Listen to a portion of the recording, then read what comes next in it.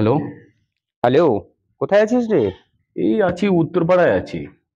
উত্তরপাড়ায় মানে উত্তরপাড়ায় ওই পুরনো বাংলোয়? হ্যাঁ হ্যাঁ, এই একা বসে আছি, একটু ভালো লাগছে না, কি করবো আর।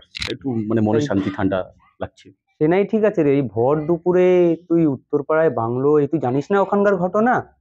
ঘটনা? কি ঘটনা? এই তো আরে, দুদিন আগেই তো কাদুর বাবা ওখানে গলায় দড়ি দিয়ে মারা গেল।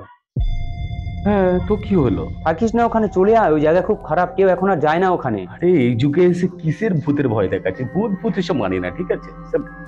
আমার কি বলবো আর। ঠিক আছে দেখ, তুই সেটা ভালো বুঝিস। হ্যাঁ ভাই, ঠিক আছে, খুব